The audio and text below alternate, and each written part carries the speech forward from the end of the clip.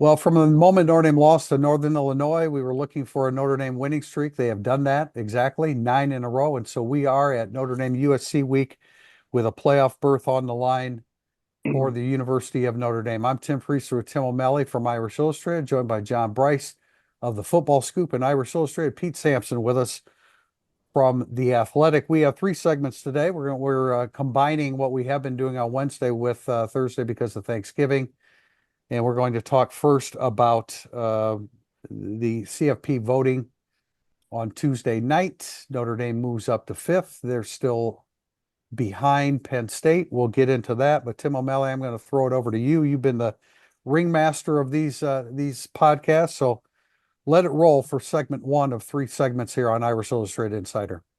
You want to start or end with who will win my mythical three-loss best team in the SEC tournament that they're going to have when no one's in the playoff other than Texas? You're the man, so you Okay. dictate it. You I think tell me. we'll finish with that one. But this is normally where we complain about Penn State, but you either decide to look at logic or not. And I think as we discussed pre-pod, Penn State's had a harder schedule. Notre Dame's been playing much better. I don't like to say it'll all work itself out next week because while I think it will, that doesn't always happen. Actually, it's setting up nicely for it. But looking at it, guys, and I'll start with you, JB. Anyone too high to the point where you have a major gripe, as opposed to they should be one spot down, like I think the gripe would be with plenty of teams?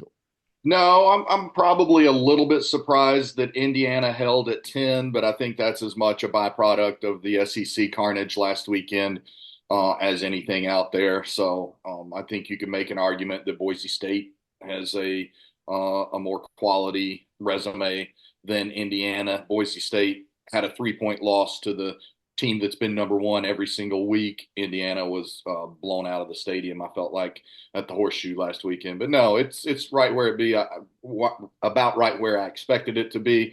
I would think that if Notre Dame handles USC this weekend, then Notre Dame would jump Penn State because Penn State was very lucky to win that game against USC and converted like a 4th and 18 late that it had no business converting just to score the touchdown that ultimately forced overtime. I think we all, we've complained about Penn State being ranked number 4 for several weeks here, but I think we all can look at this and anticipate. You're right, Tim. I mean, nothing is definite, but if Notre Dame goes out to USC and wins, and especially if they win with some kind of convincing fashion, I think we can expect that the committee would move Notre Dame up to number 4. I think the key here is you need to be a 6 seed because if you're a 6 seed, you are not playing Ohio State. You are not playing or an SEC team in the second round. You would play the winner of the ACC, you'd play the winner of the Big 12 or the best of the group of fives. I think that's most ideal. So that's the main thing that we're looking at. The Notre Dame needs to move up to an overall 6 seed, not where they're ranked, because there's two different things, of course, but up to a 6 seed. And that I think would be accomplished with a win over USC, and Notre Dame would probably move ahead of Penn State. Pete, what do you think?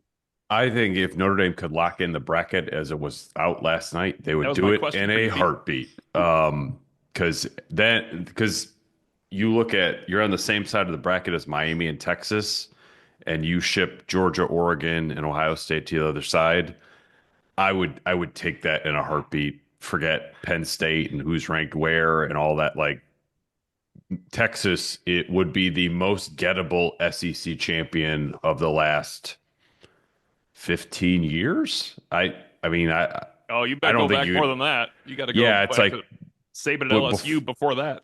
Right. It's I would be pretty happy if I was Notre Dame and that in the bracket that was revealed last night was actually what it was. I would rather play SMU than Indiana at home to start. I'd rather play Miami than Texas, but I think even the first round would be better for Notre Dame than hosting Indiana, which I feel like could actually be somewhat tricky. But yeah, it's like you should win, but I just think SMU is more beatable than Indiana if you're Notre Dame. So I like Notre Dame's spot right now. But I if you can promise me that Georgia, Ohio State, and Oregon are on the other side of the bracket, incredible. That would be more important to me than being the 6 or the 7. It's like Irish Illustrated subscribers made the bracket when I looked at it for the first time last night. That was my first thought. I was like, this cannot be a real thing. That is easily the best you could hope for. Other than the Texas game would probably be 10-9 between Notre Dame and Texas, but still, they are the most gettable of SEC champs. You're right, and I think I've been on record now saying Ohio State. It's a shame Nebraska didn't kill them when they had the chance because Ohio State's going to be a major problem, just like people thought back in August. I want to stay with Pete real fast because I think you hit the upset last week, Pete, the good one, the Ole Miss Florida. Do you have an upset this weekend that impacts the playoffs, or do you just have a fun upset this weekend that makes people happy? Because, not everything is about the playoffs in this world. You can just watch college football on Thanksgiving weekend and enjoy yourself once in a while, too. I mean, I'll give you one that I'm pulling for semi-personal / professional reasons. I know what it is. Vanderbilt, Tennessee. Yeah.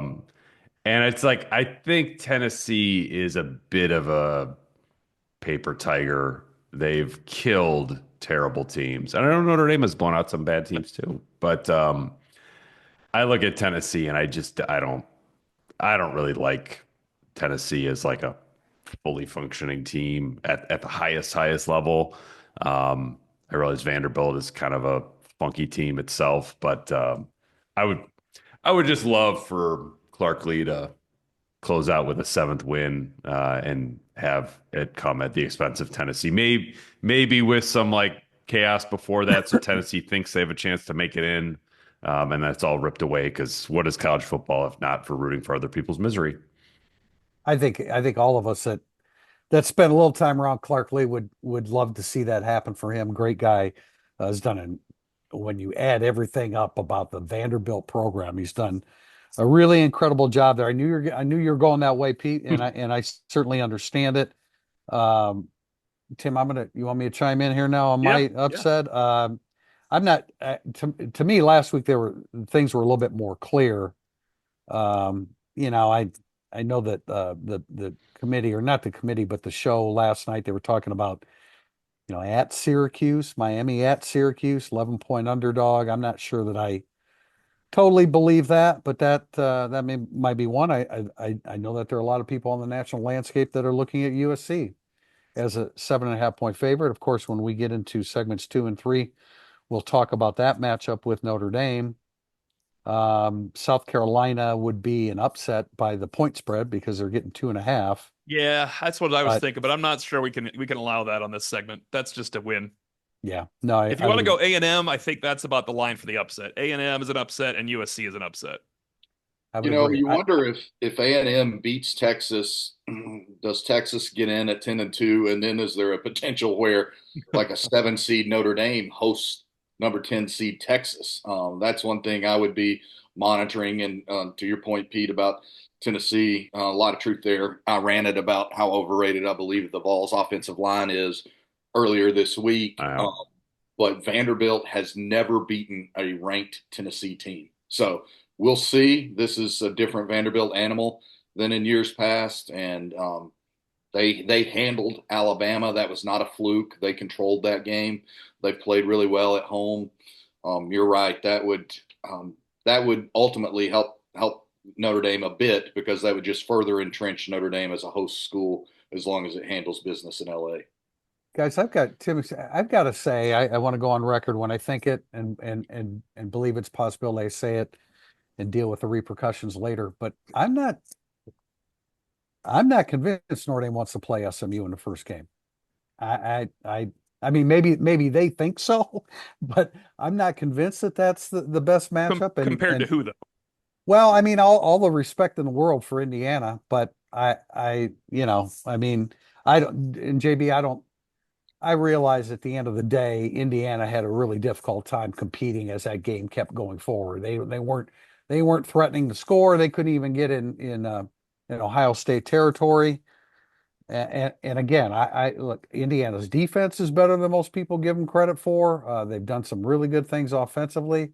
I guess I'm just kind of thinking out loud that maybe Indiana would be a better matchup.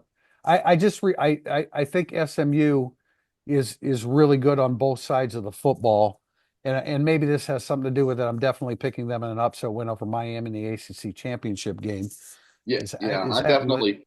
Oh, sorry. I was going to say I agree with you, TP. I think Indiana would be a better opening round matchup for Notre Dame if it came to that, especially as I watched them so closely last weekend. They just don't have a lot of speed, and SMU has speed on both sides of the ball. Speed that can tear off big plays, and speed that could go 40 yards. Whereas I think Indiana's got speed that could, if they hit it just right, would go about 20 yards. So I think there's a difference there. I do think the Indiana defense is better than the SMU defense, but I think the SMU offense is markedly better than the Indiana offense. I think I'd take either one of them over who Notre Dame normally plays in a playoff game because that's the biggest agree. joke in the world. That I agree with. Yeah, Yes. but you know what? The one thing I think it's 6 1/2 dozen. I'll give Indiana credit here in one area, like the matchup. They have had their moment where they had their first beer and threw it up against Ohio State. Like that was their first exposure to the big time. They have now been exposed to something like that. It would not be the moment is too big for them again. Oh my God, these guys are so much better than us again. So that helps a little bit. I think Notre Dame might be inherently more focused for Indiana than SMU. SMU is like a total mystery to Notre Dame football's program, I'm sure, the team. I can't imagine they know they're in the ACC. Half of Notre Dame's team would have any idea that SMU is in the ACC because Notre Dame's not in the ACC. What do they care? I would rather play both of those teams than a team like Clemson. I would agree with that. Yeah. And let's keep in mind that's the next team, right? That's what we're looking at. No, but let's keep in mind that Indiana Ohio State was 7-7 and punter dropped a damn ball in the last, he sure last did. minute of the first half.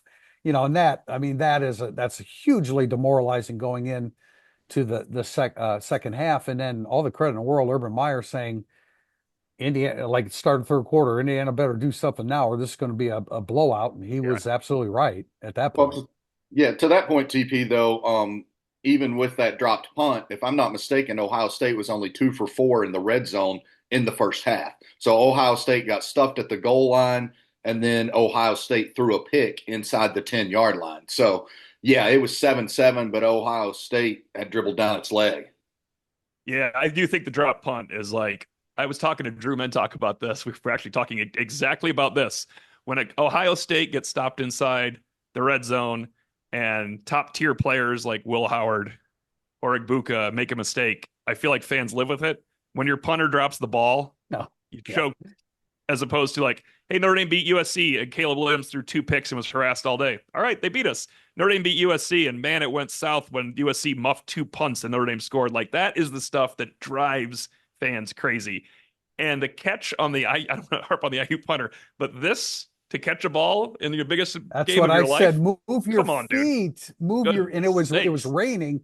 I move your feet. That's the fundamental thing to do. I have to admit that when the punter dropped the snap, I immediately thought of the late Loose Emoji, who, when a punter would do something wrong, he and I would be, in our later days of working, would be about 12 seats apart, and something like that would happen. We'd both lean back in our chair and look at each other. You guys do not like punters.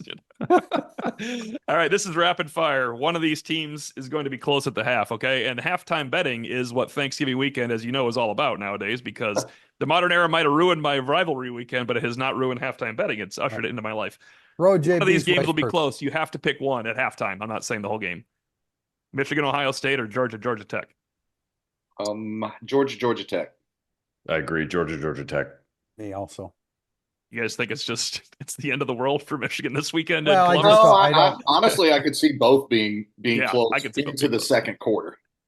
Right. Okay. Yeah, I was trying to push you to the half because, halftime makes it interesting. When you go into halftime, it's close. I think Georgia Tech's just more equipped to do that than Michigan is right now. Yeah, I think Georgia Tech can hold possession longer, and that's why the Yellow Jackets, I think, can keep it close longer against the Bulldogs. And finally, I think I know the answer to this one, but halftime trailing Texas or Notre Dame? Texas. I think Notre Dame's focused. I think Notre Dame is purpose-filled and will go out there and continue to show that it's a very focused, mature football team. I agree with that. I think as we get into the second, third segment here, I am convinced that Notre Dame is dialed in, like totally dialed into this situation. Yeah, I feel like Texas offensively is not what I thought it No, would I be. agree, Pete. Right. Yeah. Right. So I think you got to go with Texas just because like I could see Notre Dame being up 21-10 at the half. Not saying that they will be, but I could see Texas being down 13-7 because they just don't move the ball very well. I can't imagine that A&M Texas game doesn't come down to the fourth quarter. So I would definitely say that A&M could certainly be leading at the half in that game. For a Well, Tim, 5.5 point spread, I just feel like there's just going to be battling. Yeah, I feel like that. I sort of like A&M purely for intangible reasons in the game. Like I don't like any matchups that they have, but the intangibles may be too much.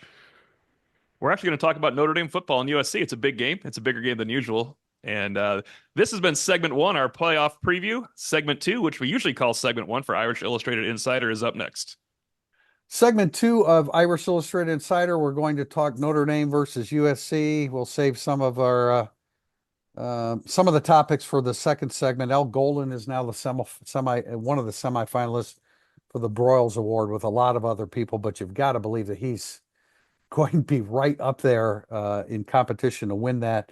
Notre Dame basketball, a late night in Vegas and a close overtime loss to Rutgers. But let's start with USC. I have been watching a ton of USC film, poring over this, really savoring it because it's Notre Dame USC and so much is on the line. Tim, what are your thoughts as we get ready to head out to LA?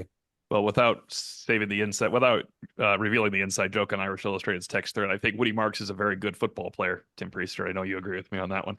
And I talked to Ryan Abraham about USC, and I think trying to figure out if this was Ryan's 20th time contributing to Irish Illustrated for. Remember, it gets thrown off a little bit with COVID. Of course, they didn't play, and he agreed with you that Woody Marks is easily, far and away, the most important and the best player on USC's team. That's, mildly troubling because I have always said, I'm less convinced of it now, but I've said for 2 months, if someone wants to try the Northern Illinois hammer at you approach and can then hit a couple balls, which USC can, unlike everybody else they've been playing recently, that is the way to beat Notre Dame, especially with the third string nose tackle, who I know has been fantastic. But that's the cause for pause, is that if USC decides we're doing Woody Marks, it's Woody Marks day, and if we don't get the first down, it's okay, we're going to punt and play some defense against ND. There is a way for Riley Leonard to coach this game, I think, prudently, as opposed to what probably has been going on for the last couple months at USC. Wait, you just said for Riley Leonard to Riley coach Leonard? this game. Yeah. You completely, Sorry, Lincoln Riley. you completely threw me off. Yeah, that's a good point, T.O. I wonder if dang, I almost did it because of you. I wonder if Lincoln Riley will have the patience to call that kind of game. I don't know. He's infatuated with his offense. Yeah, I don't think he will, but he should. They are a vastly different team with Maava at quarterback because he can make some off-platform throws. He can extend plays with his legs. He's not super accurate. I think he was right at barely 50% last week in that win against UCLA, but he does have some big-time arm strength and can do enough with his legs that Notre Dame has to be cognizant of that. I'm very interested to see if USC kind of just goes for it in the sense of it's 4th and 2 at midfield midway through the first quarter. Just go for it. They don't really have a whole lot on the line, and Notre Dame is the better team, so I think you're going to have to steal possessions if you're USC to win the game. And if you're playing a Woody Marks game where you're trying to do a 1984 Big Ten style approach, that might not be the worst way to do it. You try to talk yourself into a way USC could win the game. I think that's definitely one way they could do it. Especially if Howard Cross doesn't play. Now, maybe Notre Dame gets 15 snaps from Howard Cross, but I don't think we'll know until we see warm-ups on Saturday. I think, Jaden Maava should have been intercepted 3 times in his first start against Nebraska, but was only intercepted once. I was shocked to watch all the USC defensive film that I did and see them sitting back in zones. I've been talking about Notre Dame defenses a lot, 47% completion percentage, and USC's defense is 67%. They do not press. They do not play. I did not see a whole lot of man-to-man. They're just sitting in zones. So, I see an opportunity for Mitchell Evans and Jaden Greathouse, who are very good at carving out space against zone coverages, to have some success against them. Appreciate really another good point brought up by Abraham as well. I don't know if you saw this or not, but I he have said, not. I want to be clear. This is not an overly talented USC defense, but they're much better defensively than they were the last 2 years, because he even noted, like, now I forgot about this, but you remember now when you watch Notre Dame games, they're always looking at their wristband for the last 2 years, trying to figure out where the hell they're supposed to be. And it's just, he said their structure now, and they play zone because they're structured. They're missing three of their best top or front seven players to injuries and injury / opt out. So I think they're doing the right thing in the way they're playing defense. But it's I agree with you that if you're going to give Riley Leonard some of those RPO reads where he can hit somebody open in a zone, it helps Riley Leonard a lot. He's going to do it. Anthony Lucas, Bear Alexander opted out. Eric Gentry, that long, willowy outside linebacker type guy, is injured. Here's what I see. And again, I'm not saying Notre Dame's going to blow them out. I'm just telling you what I see. I see a very average defensive front for USC. I don't see anybody that is distinctive, that stands out with distinction. Their sack total shows that. You watch enough film of them and you see that defensive line get spread out, and Notre Dame's offensive line is playing well. I think it's a big opportunity for Notre Dame to continue the success that they've had running the football. I usually watch an opponent with a Notre Dame pessimism to begin with. And the more I watch film, the more I was encouraged by Notre Dame can do this against them. And they can, USC not pressing, USC not in man. To me, that's a little bit unusual, but it goes in line with what you're saying, Tim, about our insider, Ryan Abraham, that there just isn't a lot of distinction on that side of the football for USC right now. And yet their numbers indicate that Danton Lynn is doing a hell of a job with them collectively. Yeah, no, they are. I mean, we have a question. I don't want to jump on it. Yeah, they're better in analytics than they are in some of the old school raw numbers, like total yards allowed and all that. They really are. That was kind of my point about Marks. And Pete, I agree with you. 4th and 2 at 50. First, they're going. 4th and 2 at the 45. Other side, they might be going because they're bowl eligible. That's like the one other thing you want when you're a program.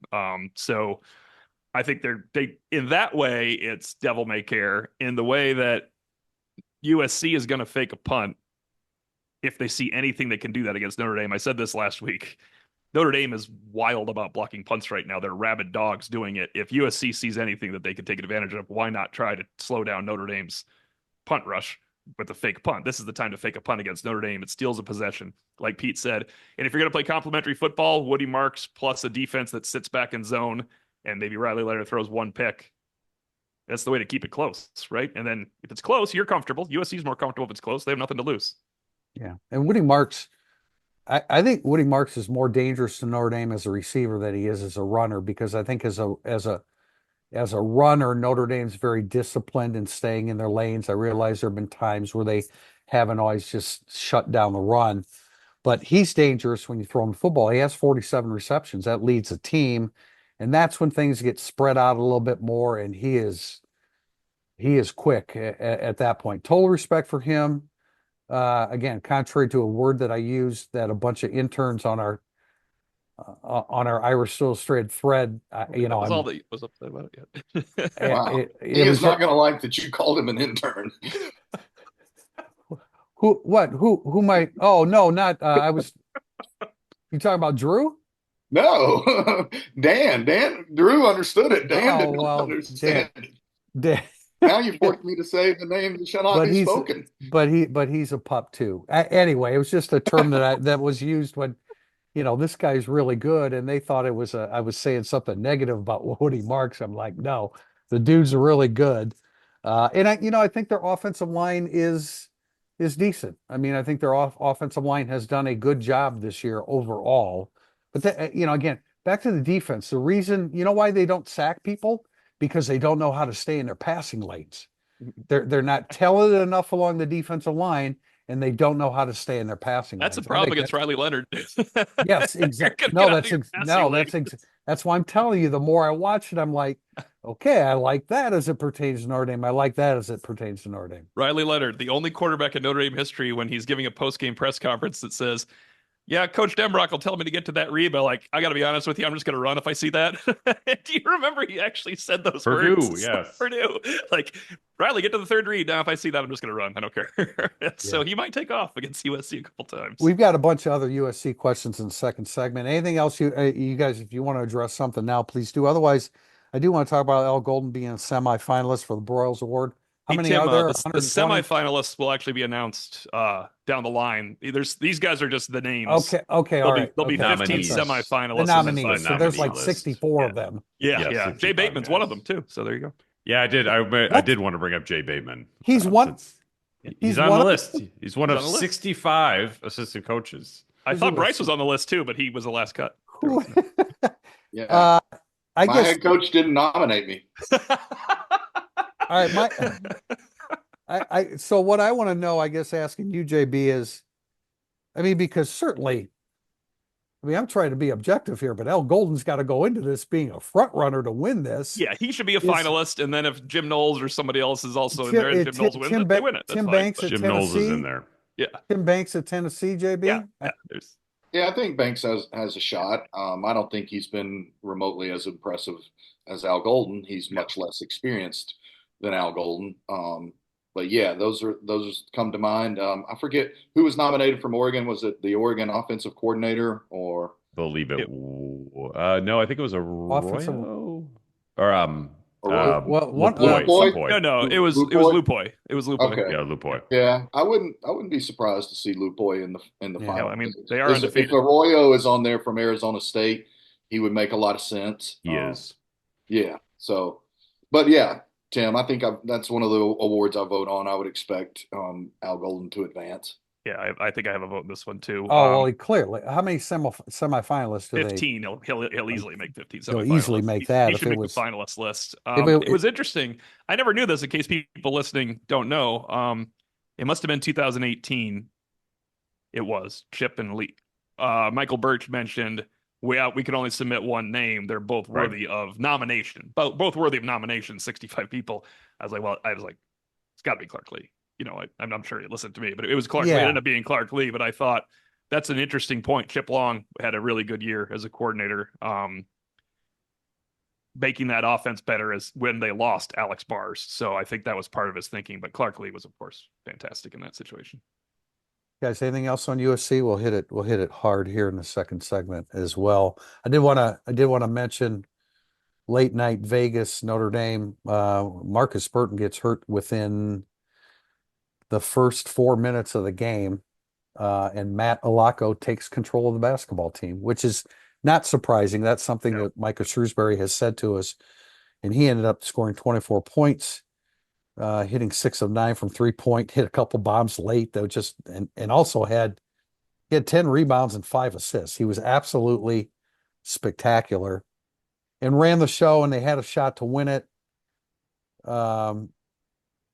And Cole Serta was inserted to hit a shot, and Notre Dame was chasing points, and they managed to tie the game, and Serta was still in foul mode, and he did that, and one of 2 free throws were made. This is in overtime, and one of 2 free throws were made, and unfortunately, Alaco had a clean look, but he had a guy coming in from his right side. He's a right-handed shooter, so he kind of had to pull the ball to his left a little bit.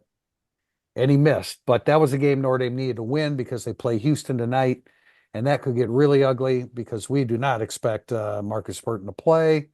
I wouldn't expect him to play in this tournament, and it certainly doesn't look like he's going to be ready for at Georgia next Tuesday. This basketball team's in a real bind in the short term as they work their way through this next week. It kind of exacerbates Elon too. And you lose Marcus Burton right after. I mean, Did you hear the play-by-play guy say last night? Elon's pretty good, and they are. I mean, they outplayed Notre Dame, but I think they're pretty good anyway because they can score. It's so They're hard. athletic. at least college basketball recognizes those things at the end, like quad 1, quad 2, quad 3, that Elon could be a little better. I remember when Indiana State beat Notre Dame and they were pretty good. I don't remember hearing a whole lot about, well, Indiana State's almost made the tournament. It goes away along the, it's better No, than, it usually does, but I think yeah, this yeah. team's they've got the Simpkin twins who are really good, who can score. I'm not sure that here I am going on about Elon. Yeah, I'm yeah. not sure I'm not sure how strong they are in the paint over the long haul, but I think a lot of people actually listening will watch Elon instead of the USC Notre Dame game today if they can find it on their stream.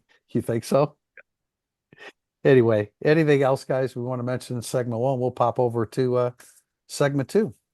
Looking to upgrade your wardrobe? Founded by Notre Dame alum Go Wang, you've seen ESQ's custom clothing on the player walk and all of your favorite players and coaches. With more than a decade of making the best bespoke clothing available, ESQ will help you look and feel your best, from a perfect fitting suit or sport coat, shirt or bomber jacket, or that perfect tuxedo for wedding season. Check out ESQ Clothing and book an appointment to upgrade your wardrobe today. Mention Irish Illustrated and get 10% off your entire purchase. That's esqclothing.com. And I do want to add that to celebrate Notre Dame's 49-14 victory over Army, ESQ is offering 49% off its secret sale for Black Friday. Use code Irish Illustrated to get 49% off all online items. The sale ends November 30th. Coming up, segment 3, burning up the boards. If you're coming to a game this season, you have to check out Game Day Your Way, Notre Dame's tailgate service provider. Game Day offers everything you need, including tailgate gear, catering, and even beverage delivery right to your spot. And their Irish Express transportation from Chicago allows you to tailgate while you travel to their all-inclusive party zone in South Bend. Let Game Day deal with all the hassle so you can focus on the fun. For tailgates, tickets, transportation, and more, visit GameDayYourWay.com. Welcome back to segment 3, which we still call Burning Up the Boards. Our first question from K.O. Grady 99. Larry Ellison and Dave Portnoy publicly announcing their part in the purchasing of Bryce Underwood from Michigan. Feels like a new and scary milestone in NIL. I've been pretty optimistic until this point. Is Saudi oil money picking a team in our future? JB. They're trying to prevent this sort of stuff from happening as they move forward with the details of the House settlement. And I got my hands on an email that the Clemson AD sent out this week to people, and he talked about some elements of the upcoming restructuring, the move from roster caps to scholarship caps or whatever. So that was Portnoy doesn't do anything unintentional, so he's using that to make it more worth his money by getting the Barstool name, by getting it discussed on podcasts like this.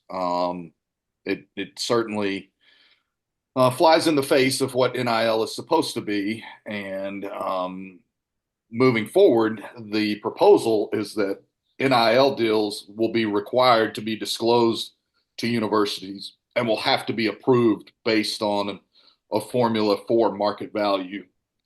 And so that's what they're trying to move toward this.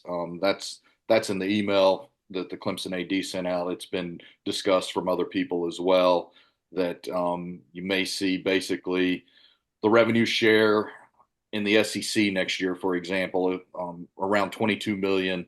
It's my understanding that they're probably going to give between 14 and 16 million of that to football, let them use that basically as their salary cap. And then the rest would go to their other sports to divvy up however they choose. Pete I don't Sampson. know. I don't have a problem with it at all. Like, and I think this is sort of what NIL is anyway. Like, Bryce Underwood's name, image, and likeness was purchased by Barstool Sports, who is getting probably $10 million of advertising bang out of this. So, if you're a super fan and you have a business that you want to advertise, I say go for it. It's I'm not a big Barstool person, but this is exactly the kind of sandbox that they would want to play in, and it's great advertising for that entire operation. And Keep the impact your politics out of this, Pete. and the And the impact on college football across the board? I mean, yeah, but players getting paid. I don't clutch any pearls over this anymore.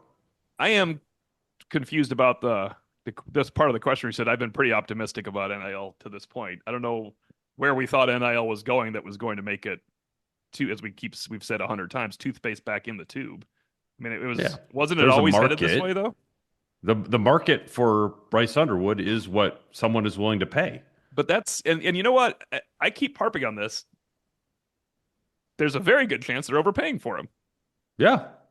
A really good chance. Highly likely. Highly likely they have wildly overpaid for him. And I know that like if it's the money's not all coming from a salary cap situation, maybe that's not that big of a deal. But when people say things like, why isn't Notre Dame paying for this guy coming out of high school? Because he might not be any good. It's really harsh to pay for a high school player. Now, obviously they're offering money to high school players. I'm not saying there's no acquisition fees, but like how much of a bidding war do you want to get into for a very good looking high school player that Like plays maybe a receiver from Las Vegas. exactly, or maybe a quarterback from the South that you're going to lose anyway because CJ Carr starts, or if he beats out CJ Carr, then you didn't pay CJ Carr enough. There's always been an issue for me with the value of the dollars you're spending on high school kids because they might not be any good. So many of them are not any good. You can't tell me who's going to be great right now. You could tell me 5 guys in a class in a given year, and the other 200 you could easily be wrong about. Right. I mean, ultimately, if you were Notre Dame, how much would you have paid Jack Kaiser from Royal Center, Indiana, versus Jalen Sneed from South Carolina? And think about where that And money who's the better player? would have felt like. Right. And who will always be the better player out of those two? Yeah. Well, I think without some kind of salary cap, this is going to go down a road that it's not Salary good cap for- would be great, Priester. I totally agree with you. right. Need some But I type mean, of cap. there isn't one, and so this is going to go down a road for college football that I don't think is good. And again, I don't begrudge anybody that gets. I don't begrudge Bryce Underwood because this is all within the framework of what can be done. But How much more would you pay Bryce Young right now than you would have paid him when you were trying to get him to come to Notre Dame? Right now that you've seen Bryce Young on your campus, that's where the money's got to go. Now that you see that he's going to be an All-American probably coming up here? Well, Yeah, I I will mean, say, Boubacar Leonard Traore. Moore. Leonard Think Moore. about the money Boubacar Traore made and then lost Yeah. over the course of the but season. Leonard Moore Yeah. is Well, that's continuing what, to add not it. to hijack it, but like I had a question in my mailbag. Somebody asked like about Benjamin Morrison coming back and like, don't you think there's an NIL package that would get him to return? I'm like, actually, I wouldn't spend my money on that at all. 100% agree with you. We had Yeah, that. I that was talked about it my on the board first and I was yelled reaction at. to it. Yes. yeah. Yeah. And I would say to your all's point about how much more a guy is worth now as opposed to when he was being recruited or signed or whatever. It is very commonplace already that some collectives are basically writing incentives into there. So if you sign and you're guaranteed this much money, but then you become a freshman starter, you make this much more money from the collective. And then if you're a freshman there's got to be All-American, some guidelines to it. People were so can't be- mad. there should be, but there's not. And another great point that was made to me was like, okay, let's say the SEC settles on 15 million revenue distribution among its roster next year. Well, the NFL has a salary cap, but the NFL doesn't control what Pat Mahomes gets from Campbell's Chunky Soup or whatever. And so there's still, even within that revenue distribution, you're still going to have third parties that can come in and offer NIL. The difference is they hope to be able to have those vetted through a third party, submitted to the university, and they have to be approved. Now, would Bryce Underwood, if he was already in college in this system that they're trying to get past, if it was in place, would he still be able to get 10 million from Barstool or something? I don't know. He might be able to. Question from RSAC 609 regarding the college football playoff. How does the second round matchup bowl assignments work? Does the top seed get the closest bowl to their home, or the 1 versus the 8 and 9, or the 2 versus the 7-10 winner sites already determined? They, as we discussed off air, the seeds get to pick. So if Georgia is the number 1 seed, somehow that's not going to be the case, but Georgia would have the ability for the second round games to pick the Peach Bowl. And then Ohio State. It's my understanding Ohio State, if it closes as the number 1 seed, intends to be in the Rose Bowl. So, or the Fiesta, one of those two. But yeah, it's based on the seeding. The number 1 seed gets to pick where it wants to go. That's the most important thing to take out of that, the way it's set up. And so all I heard there was Ward Manuel listening to our Irish Illustrated Insider podcast and John Bryce saying Georgia's the number 1 seed. He's like, I knew we could figure out a way to get Georgia the number 1 seed. It's coming right now Thursday. So those second round games would be the Rose Bowl, the Peach Bowl, the Sugar Bowl, the Fiesta Bowl. Correct. And then the final 4 games are played at the Orange Bowl and the Cotton Bowl. Yeah, so let's say maybe Ohio State wanted to pick the Fiesta Bowl as its location. But what then if Arizona State is in the 8-9 matchup? Well, then they would probably pick the Rose instead of the Fiesta because they wouldn't want to play a home game. They wouldn't want to play basically a home game for Arizona State by playing Arizona State in the Fiesta Bowl. So never put Georgia in the South. Don't play Texas in those. Yeah, if the correct. Cotton Bowl were one of them, you'd stay away from Texas. I got you. And so, but they don't make their picks until after those first round games are. No, I think they'll be determined. Like they're supposed to let the committee know. Like going on Selection Sunday, the committee will know. Okay. Yeah. No, there won't be mystery. You'll know based on those. And again, like Ohio State's probably not going to pick the Peach Bowl, but then if they did, Georgia would pick the Sugar Bowl, and then on and on and on. Because to your point, O'Malley, I know I was using a hypothetical, but if Georgia wins the SEC championship, Georgia's going to be the number 2 seed. All right, so we have one more question, not related to Notre Dame USC, and then we'll jump into that. I do Tim, want to go point ahead, out Tim. that if Ohio State has to pick on the spot and they think Arizona State might be their opponent in the Fiesta Bowl, Ohio State will say exactly this: I don't care. Yeah. That's probably what they would do. Although, the Rose Bowl there's always been the tie with the old Pac-12 and the Big Ten, so you can understand why a Big Ten team might want to pick that. All right, question from Maz1515. After watching Brian Kelly show mercy for over a decade, and with your guys' coaching experience at many different levels, particularly youth sports where sportsmanship is emphasized, I'm curious your thoughts on Ohio State's last touchdown versus Indiana with the game in hand. I have to admit, I did not think much of it at the time, so I can't, as Pete Sampson would say, clutch my pearls on the situation. I did like what Pete Sampson said in the Miami game when it looked like Miami seeded down 28-3, Miami of Ohio, seeded to Notre Dame down 28-3 when they put in their reserves, and Notre Dame did not pile on there. In other words, if Miami's putting in their second string and they're down 25, it is a way of not giving up the game, but they have acknowledged the game is over. Let's move on with life. It's different than Indiana, Ohio State, though, because Ohio State is beating an undefeated team. And as JB said, Georgia wins the SEC. Maybe they're the number 2 seed. Well, Ohio State would like to be the number 2 seed, too. Maybe Ohio State would like to go out there and absolutely rip Indiana a new one, as opposed to worrying about their fragile little feelings. Yeah, I mean, look, I think Ohio State scored. It didn't bother me at all, and here's why: because Indiana scored and went for 2, and then attempted an onside kick. So you know what? You want to attempt the onside kick, and then Ohio State uncorked a 40-yard run down to the 1-yard line. So I didn't have a problem with them scoring. I thought basically doing a mock victory formation and then running your quarterback in on the left side. Yeah, but again, it didn't bother me. You're sending messages.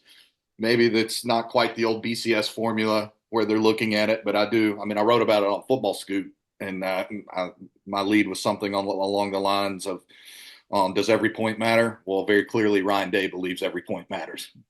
Maybe Ryan Day wants to win every frickin' play. I heard somebody say that earlier in the week, so maybe he's just taking a nod from Marcus Freeman. Yeah, I didn't. I mean, my response is ho hum. First of all, when I watched it, I thought it'd be over.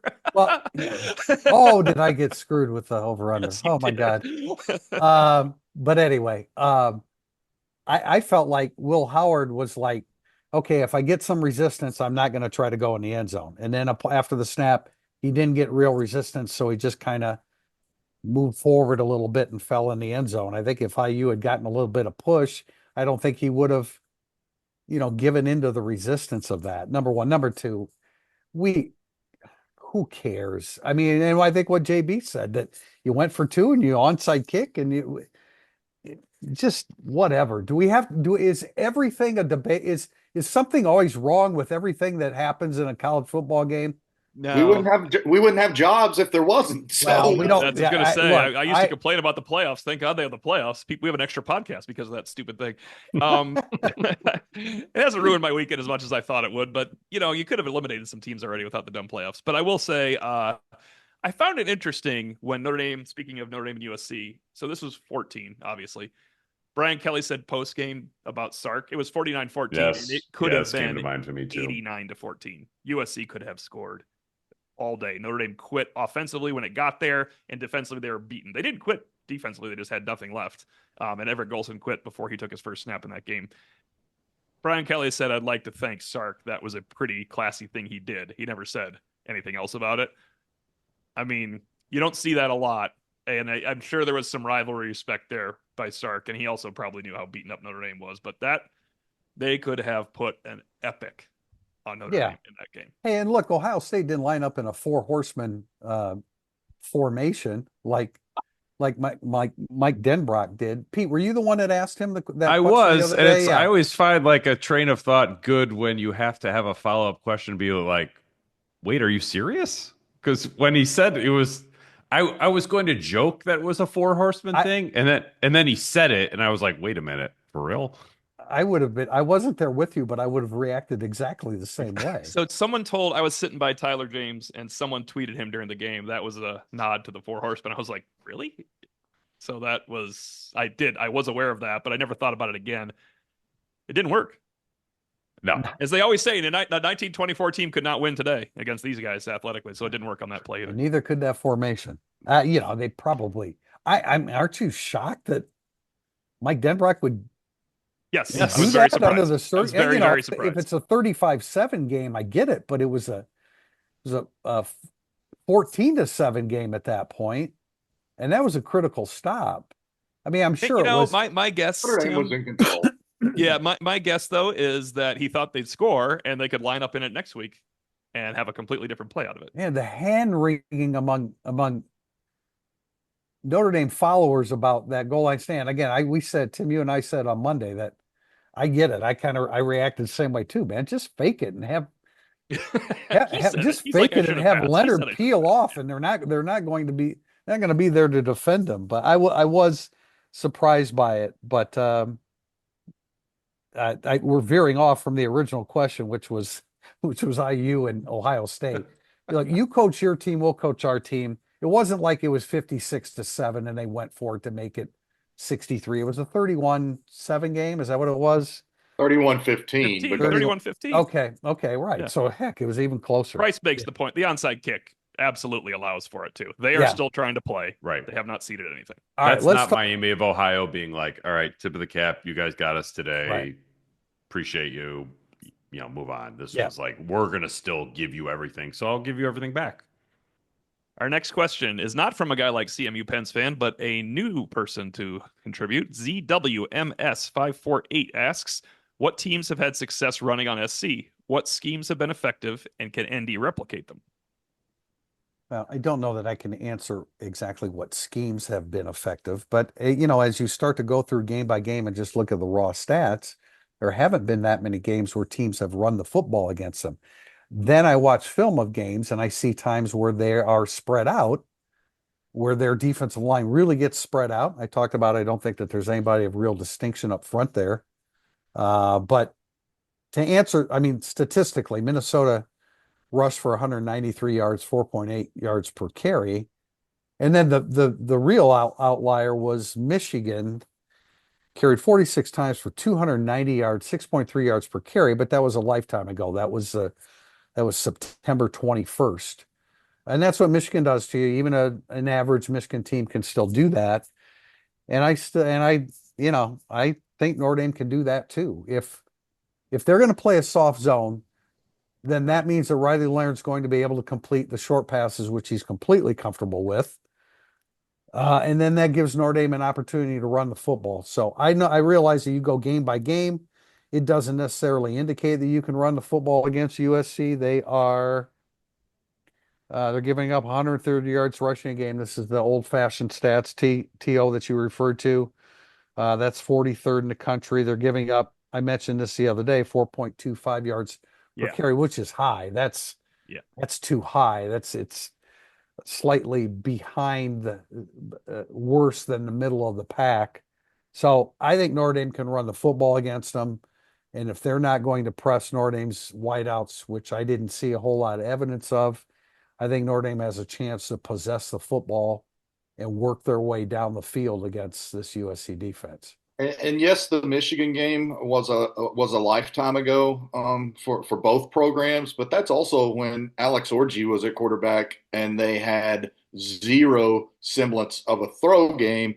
USC knew Michigan only could run and still was powerless to get off the field, and that's also when USC still had those defensive players playing. So I do think that's noteworthy that they were powerless to stop Michigan. That's a to good get point, Michigan off John. the field. And Michigan had zero passing first downs in that game and had only attempted 12 passes for 32 yards. They had Completed 58 snaps, 46 were runs. Yeah, and yet they won that game with a masterful drive for Michigan, taking off the final 3.5 minutes, again, just running the football and marched. What I'm looking at it here, I can't even 10 see. plays, 89 yards. Yeah, thank you. 8 runs. Yeah, exactly. Yeah, I mean, like they also had a pick six in that game.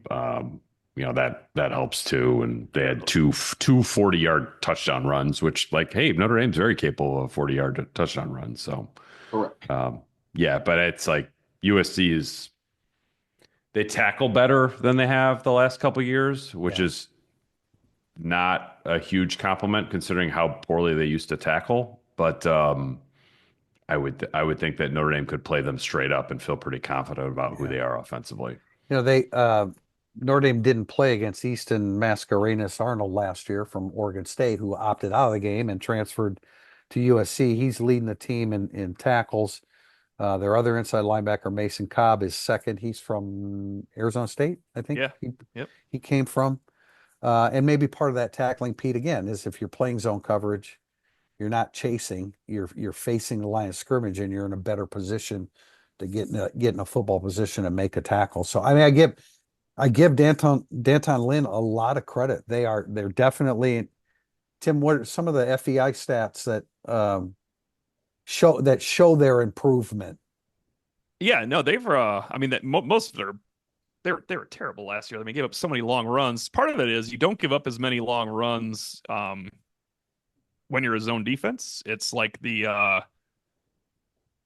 when Notre Dame would never get a longer run than 25 yards for about 7 years there in the Armando Allen onto Brian Kelly era.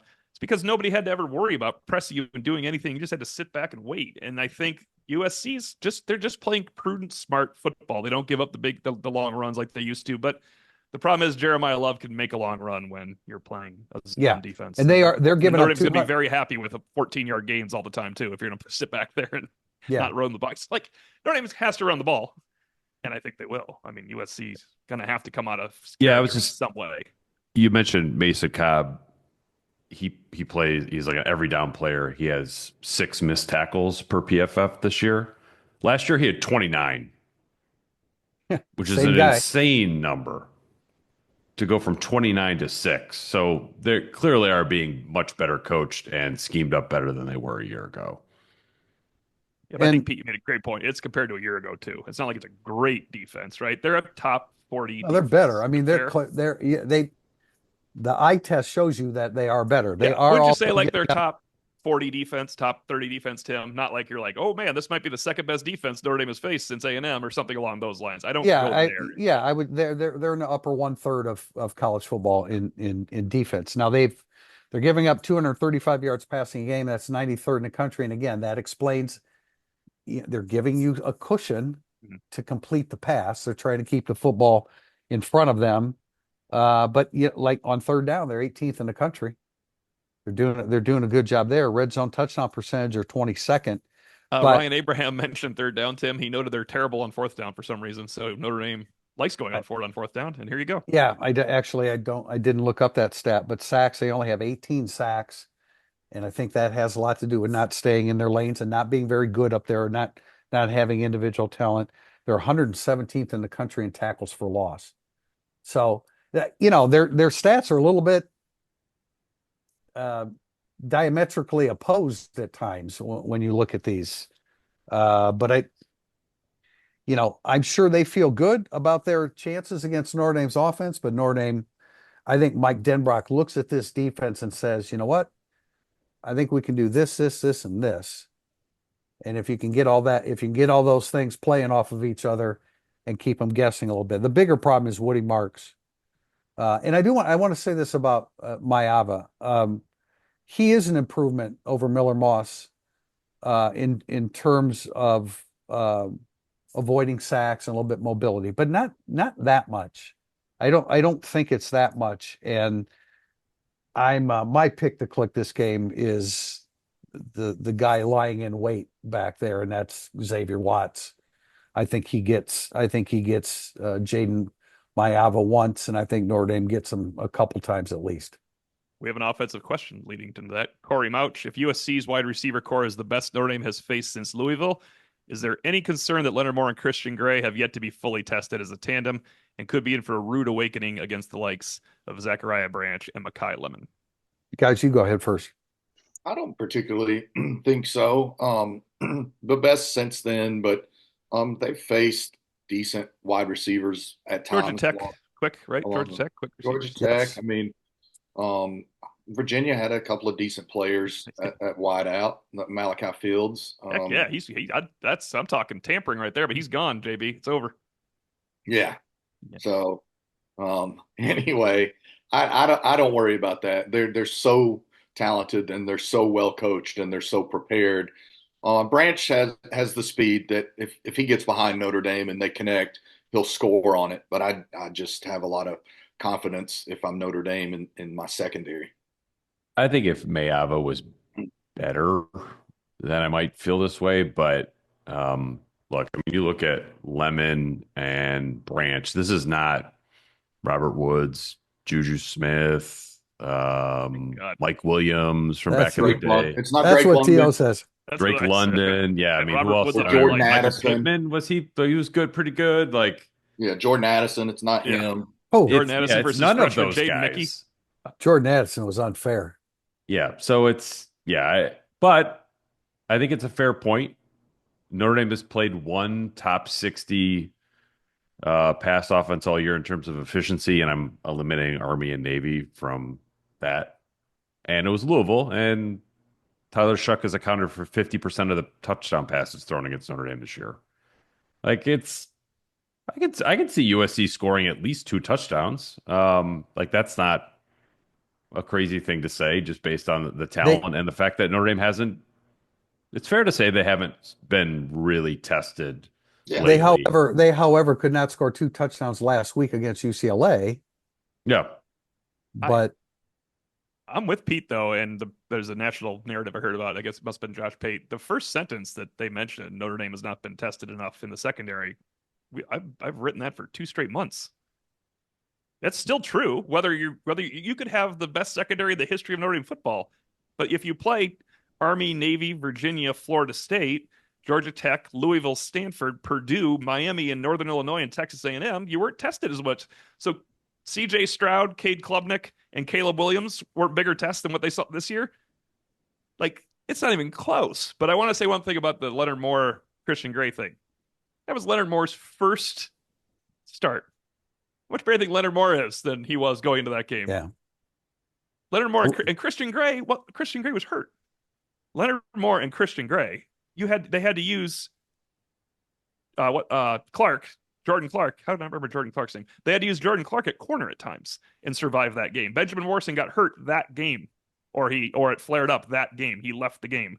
Christian Gray was out for the game. Leonard Moore's first start. Jaden Mickey just left the team. Leonard Moore and Christian Gray are light years ahead of where they were in that game. Gray didn't even play. Yeah, I would agree. And Tim, Pete, Tio's been saying exactly what you were saying about the USC receivers, and I don't disagree, but I have enough respect for them that, Mekhi Lemon has done some really good things this year. Zachariah Brent has really started to come on. He's doing a lot more, catching a lot more passes in the second half of the season. Deuce Robinson has only caught 20 passes, but he's a matchup issue because of his size, Jacoby Lane. So I have respect for them, but I think Notre Dame is going to pressure Jaden Maiava. Once that happens, I like Notre Dame's chances to hold them down. This is a question about the Irish passing game, actually. Irish Gambler asks, USC is ranked 93rd in the country, giving up 235 passing yards a game. How can the Irish best take advantage of this Trojan weakness? Is it the screen game? Is it Mitchell Evans? Jordan Faison, he is confident in the team, but he believes that, man, a loss would be incredibly painful. And words that don't need to be said right there, Irish Gambler. We'll get back to this one later, Tim Priester, for people that will live through it, but I can't imagine it's not worse than the other ones to USC at the end of the year. If this happens. This would be, yeah. Well, we've all lived through a bunch of them, but USC's passing game or USC's pass defense against Notre Dame. How does Notre Dame attack? Yeah, Mitch, I think I don't know how many times I've been, Mitchell Evans, pick the click. I've got another show that I do when I pick the click, but this to me is tailor made for him and Great House as well. Screen game, yeah, if you can execute it, because I do think that I think I used to say about USC with their previous coordinator, like when the bowling ball hits the pins and the pins scatter, that's what USC's defense looked like. They're flying, they're all separated. This is a little bit more cohesive defense, no doubt about it. But that the second level of the field is where there is room to have success with the passing game. So whoever Notre Dame gets the football to in that area of the field, I think can have success. We've noted, you got to find the holes in the zone. And then we've noted that Riley Leonard's completion percentage should be much higher because of all the drops. But you also need Riley Leonard to be really accurate throwing into those holes in the zone this week. So to me, that's how Notre Dame takes advantage of it. They can have some receivers, especially in Evans or a Great House, sit down in the zone and be there. But Riley Leonard has to be on point. Now, they're in a better position if Leonard runs. If they are in zone, then they're in a better position to react to him than teams that you've played where they were in man and they turn their back to the line of scrimmage. So there's a give and take there. Very quickly to Priester's point, they're 130th in percentage, passing percentage allowed. That's incredible that USC's 130th. But to the point of scoring touchdowns is where it matters. They're actually tied for 13th in touchdown passes allowed with 10. They've only allowed 10 touchdown passes. And their scoring defense is pretty good. They're only giving up 21 points a game. They've also only allowed 4 rushing touchdowns at home. Interestingly enough, in other words, they play a little harder because they allowed 12 on the road. But they don't allow touchdown passes. That's important. They let you complete the ball. Notre Dame has had Notre Dame's defenses I'm talking about in the past are way better than this USC one. But there's been years where Notre Dame was more than happy to let you catch that ball in the flat and tackle you and see how many times you could pass it down the field to beat you. What Chuck Martin say? We've never sat in a coach's meeting and say we gave up that 8-yard flat pass too much. That's why we lost. But the 8-yard pass for Notre Dame is huge because then it makes it 2nd and 2 and Jeremiah Love goes 65 yards. All right, last question before we predict Notre Dame versus USC this weekend. Notre Dame -7 at USC. For Murphy Bro, should Notre Dame lose this weekend, what chaos would need to ensue to still make it possible for them to make the playoffs? Because of this question, I was trying to look. I think first and foremost, you would want Miami and or SMU to lose this weekend to just further solidify the ACC as only a 1-bid league, which means you also would want South Carolina to beat Clemson.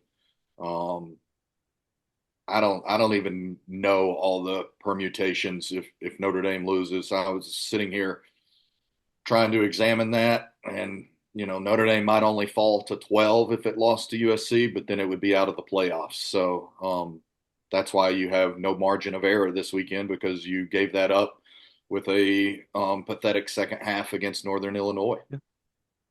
So do we all agree, as I jump in, sorry guys, do the four of us agree that if Notre Dame loses, they're not going to be in the playoffs?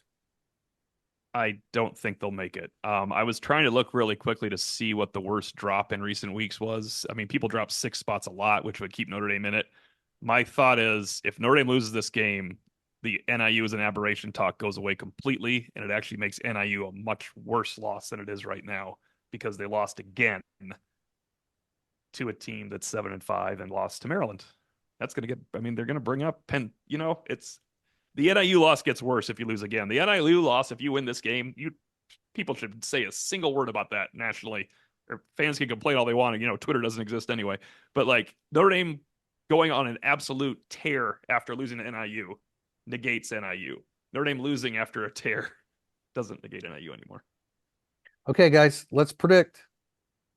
I haven't settled on a score yet, but TO, that's Taskmaster O'Malley, has already started asking for early predictions, so I will get it in. Holiday weekend.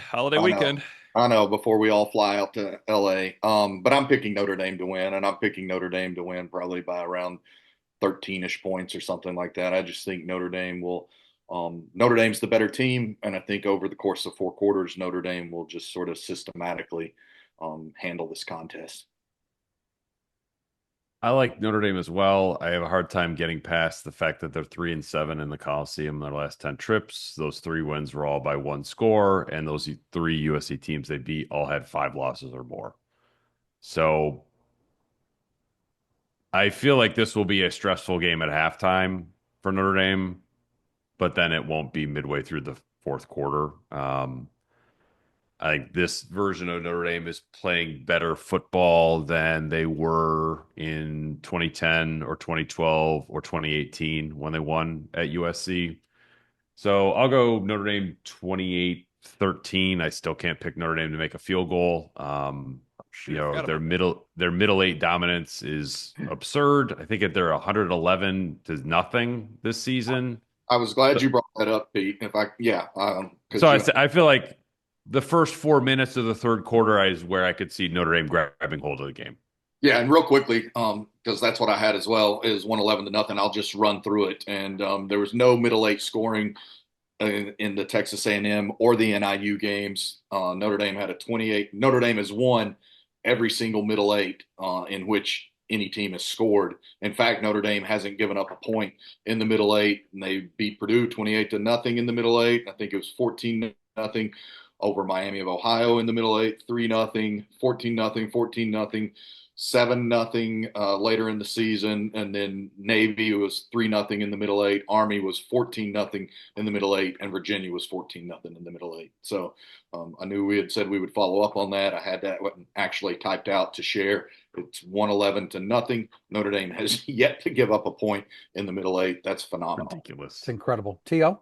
I forgot about the field goal thing. Pete ruined my prediction there. I'm just gonna have to stick with it and assume they get a couple of safeties and miss an extra point here instead. I really think if you're gonna take a bet on the game, one of them to take would be USC and the points in the first quarter. I think that they will play well in the first quarter. Alec Holden will have to adjust again. But would you guys take the final 3 quarters over under points scored for USC 10.5? Do they score more than 10.5 points in quarter 2, 3, and 4? No. I bet the under on that. That's why I can't stay with. Look, man, I've been looking up stats all year because I've been worried about USC. When we did a preview, and Tim Priester, John Bryce, and I all said, I made you pick a loss other than Texas A&M. It was one of those things where you have to pick a loss. All 3 of us picked USC. Nobody else on the site did. They all went somewhere else. We all did homage to USC out there. Notre Dame 6-12 against the spread since Lou Holtz. Favorite or dogs? Pete brings it up. It's really hard to go play there. I do think it matters if it's not at night, Pete. 18-12 or at night when it got a little hinky there for a while. Yeah, 10 was at night too. Or 10 was at night as well. Yep. Yeah. Also, what night? Rainy. I think it matters. It's a daytime game. By the way, I'm seeing a high of 77 degrees and sunny. Oh, I might How will cover that Notre game Dame in deal with the stands, heat Tim to Priester. kick Here we go. off to dust off a August talking point? It is. It's an August talking point. I respect this rivalry and how hard USC is going to play. But I'm going against my 3 weeks ago thing, and I'm taking Notre Dame to cover 31-17. And if it's 31-16, I can see that too. I feel like this could be a USC team that gets 2 real world touchdowns on Notre Dame, because most of the last few teams got 1 real world touchdown on Notre Dame. Army, Virginia, Georgia Tech. Those weren't, their second touchdowns weren't against Notre Dame's top defense. I feel like USC could. So I'm at the 31-17. I really like the under. It's 51.5. I think Notre Dame will just play very Really good defense for 3 quarters. I really kind of would like USC's chance of scoring the 2 touchdowns that you guys are referring to with Miller Moss at quarterback. Oh, you would more so? Yeah. I didn't mind when they made the change. I mean, he may be more inclined to get picked, but I think Mayava is inclined as well. I'll have my preview on Friday. Tia, I think I'm around where you are, and I want to emphasize again that I really, really think that Marcus Freeman has this team locked in and right where they need to be going out to USC. I want to say one more thing. I think Pete's going to join me. We do our picks to click all the time, and we're always throwing names out there. I'm going to go for the 11th straight week with Jeremiah Love as my pick to click in the game. I think that's a good one. And I'll end it on 2 words: Manhattan Beach. Manhattan Beach, here we come. Thanks everybody for joining us today. This has been Irish Illustrated Insider. We'll talk to you pregame from the Los Angeles Coliseum.